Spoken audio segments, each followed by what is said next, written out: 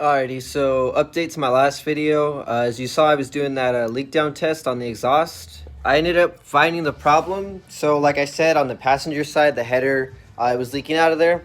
It looks like the header wasn't seated, so I thought maybe there was some old gasket on there. Went ahead, bolted it off, or unbolted it off, and checked out the old exhaust manifolds. So they didn't have headers on them whatsoever.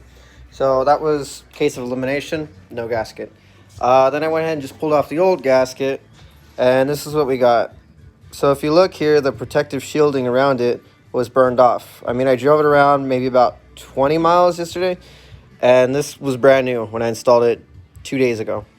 So that says there was a big problem going on there.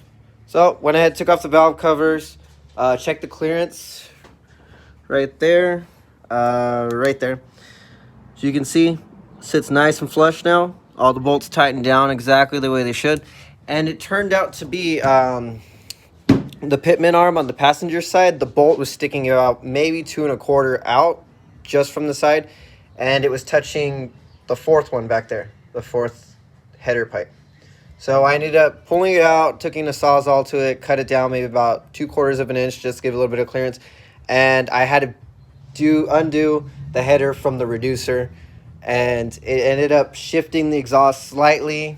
That was my fault because when I installed the header, I thought it was on correctly. So when the exhaust guys went ahead and did their part, which was the mufflers and the exhaust pipe install, they had it set to what was, in a way, miscalculation.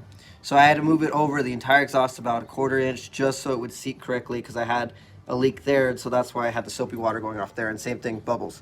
But everything is set correctly. We're going to go ahead and get everything back together. Hopefully the firing order is in order when I put it back. I've run into that problem. That's why I have that little piece of black tape there just to mark which one's number one. But should have it fired up soon. So everything's going smoothly now. Just took a little bit longer than I wanted it to be on this car.